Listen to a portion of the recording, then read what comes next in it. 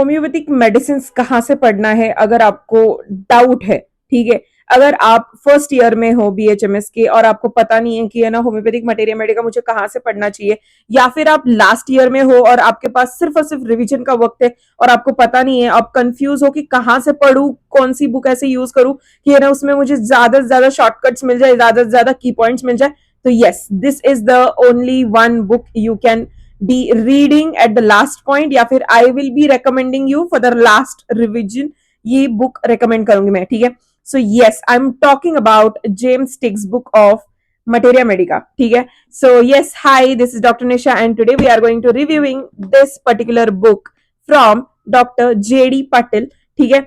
He is the one of the finest doctor, ठीक है। तो है ना इन लोगों ने क्या किया था कि कैसे हम लोग है ना होम्योपैथी का मेडिसिन सॉर्ट बाय सॉर्ट करेंगे, इनमें शायद कंपटीशन रहा होगा, आई डोंट नो, बट ना इन लोगों ने क्या सोचा है कि है ना इतने छोटे छोटे बच्चे, इतने बड़े बड़े रेमेडीज है, ठीक है। तो है ना ये कैसे पढ़ेंगे, कहाँ से पढ़ेंगे और है ना कौन से पैटर्न में पढ़ेंगे, ये सब कुछ उन लोगों ने सोचा और फिर सॉर्ट भी कर दिया खुद से ही। तो है ना ये ऐसे जेम्स है, ये सच में ये एक बुक जेम है, ओके। तो ये ना ऐसे जेम्स है कि है ना इन लोगों ने पूरा सब कुछ एकदम इजी बना दिया, क्योंकि हम लोग रिवीजन भी कर पाए, हम लोग प्रैक्टिस भी अच्छे से कर पाए, हम लोग एग्जाम भी अच्छे से लिख ले, मतलब everything comes under one single book, ठीक है। तो ज्यादा तारीफ नहीं करेंगे, लेकिन आगे जानते हैं इस बुक में क्या क्या है। तो पहले तो फुल नाम देख लेते, James textbook of homoeopathic materia medica by doctor JD Patil. Yes, they also have like families and groups का भी डिफरेंट डिफरेंट बुक है उनका, लेकिन this particular book covers the only materia medica part, okay.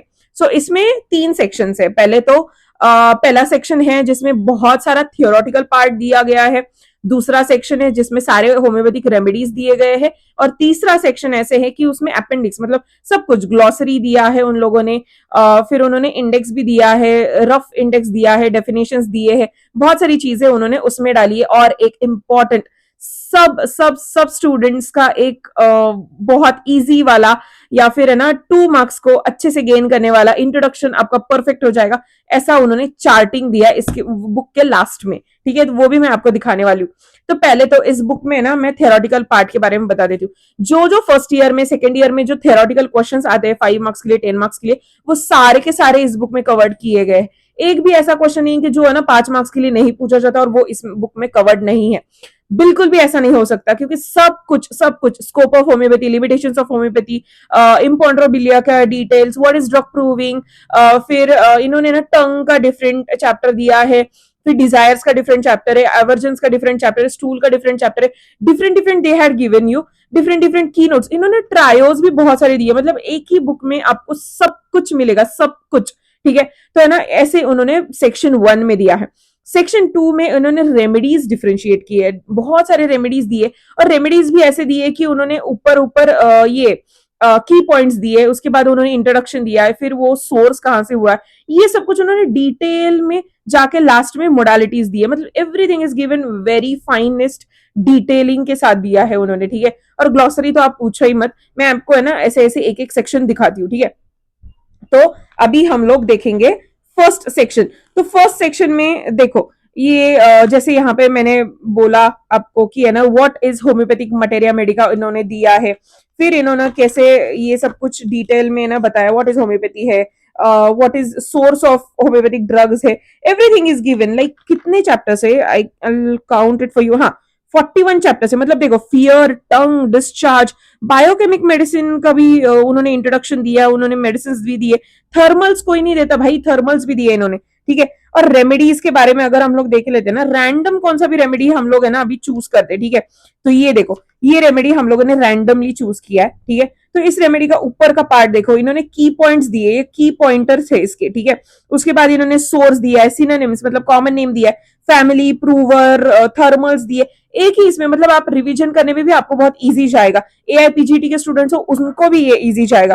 फिर introduction दिया है, मतलब कहाँ से सोर्स किया, कैसे वो मेडिसिन बनाई है, कहाँ से उसका सोर्सिंग हुआ है, कौन किसने फाउंड किया है, किसने इसमें ज्यादा से ज्यादा कंट्रीब्यूशन दिया, एवरीथिंग इज डिटेल इन मतलब everything is given in detail, ठीक है। पार्ट यूज दिया है, एलिमेंट्स फ्रॉम, ये देखो इन्होंने मेंटल्स कितने डिटेल में दिया है, स्पीयर ऑफ एक्शन डिटेल में दिया है, फिर कैरेक्टरिस्टिक जनरल्स दिया है, गाइडिंग सिम्टम्स दिया है इन्होंने, everything is given very detail, general modalities, particulars भी दिए है इन्होंने अच्छे से, कंपैरिजन दिया है, थेराप्स दिया है, और क्या चाहिए भाई।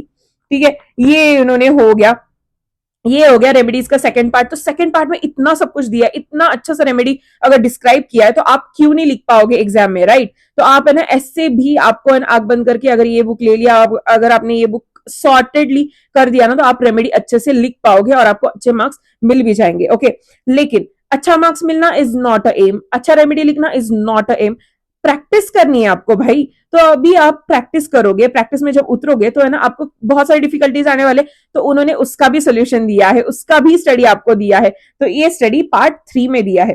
तो पार्ट 3 में देखो, अभी है ना मैं पार्ट 3 निकाल के दिखाती हूँ आपको। तो पार्ट 3 में देखो थेराप्यूटिक इंडेक्स है। तो थेराप्यूटिक इंडेक्स में देखा कि है ना अभी अबॉर्शन का केस आया तो कौन से रेमेडी सूट करते, तो आपको डिफरेंशिएशन ऑफ रेमेडीज दिखेंगे। फिर उसके बाद एलोपेशिया का पेशेंट, एप्थे का पेशेंट, फिर यहाँ पे नेक्स्ट पेज पे सेल्यूलाइटिस का पेशेंट, कफ का पेशेंट, एवरीथिंग, ग्वाइटर हो गया, हे फीवर हो गया, डिफरेंट डिफरेंट आप देख सकते हो। ठीक है, उसके बाद ग्लॉसरी में मतलब डिफरेंट डिफरेंट अभी उन्होंने ना हेडिंग्स दिए हैं इसमें, और उन्होंने एंगर मतलब क्या, एंसोमिया मतलब क्या, एंट्रम मतलब क्या, एंजाइटी मतलब क्या, ये सब कुछ का डेफिनेशन दिया है। ओके, सो ये सब कुछ तो ठीक है, चलो इतना भी हम लोग इतना ज्यादा वाव नहीं देंगे, लेकिन ग्लैंस देखो इसका कि फ्लो चार्ट दिया इन्होंने रेमेडीज का, और उसमें देखो मतलब for example first remedy first mark abrotanum, उनका कॉमन नेम दिया है, फैमिलीज दिए, थीम दिए, साइड एफिनिटी दिया है, थर्मल्स दिया है, माइजन दिया है, टेम्परेचर दिया है, डायथिसिस दिया, और क्या चाहिए, इतना सब कुछ तो उन्होंने दे दिया भाई। और ये ऐसा नहीं है कि एक ही रेमेडी का, सब रेमेडी का दिया है उन्होंने, सब कुछ दिया है, सी। ठीक है, तो इतना सब कुछ उन्होंने दिया है, इतना सब कुछ एक ही बुक में अगर आपको मिल रहा है तो क्यों नहीं हम लोग ये बुक परचेस करेंगे भाई। यस ऑफ कोर्स हम लोग ये बुक परचेस करेंगे। एंड ये बुक सबसे पहले तो इसका है ना कॉस्ट देखो, 375 रुपीज का मुझे पड़ा था, मैंने एक 6 साल पहले लिया था। आई डोंट नो अभी आपको है ना कितने में पड़ेगा, लेकिन अगर ये बुक आपके पास है ना तो you are sorted with first BHMS to last BHMS, नहीं लास्ट ब्रेथ तक आप अगर प्रैक्टिस करना चाहोगे तो ये बुक तो आपका जेम है। मैं इसमें से बहुत सारा रेफरेंस करती हूँ, ये देखो ये जो दिख रहा है ना आपको स्टिकी नोट्स, तो this is what the reference is being given, तो है ना ये सारे रेफर मैं करती हूँ इस बुक से। So yes this was it, this was the book review for this particular book. I hope you like this lecture, I hope it is helpful for you guys. If do, then do consider subscribing to my channel. Until then, bye bye.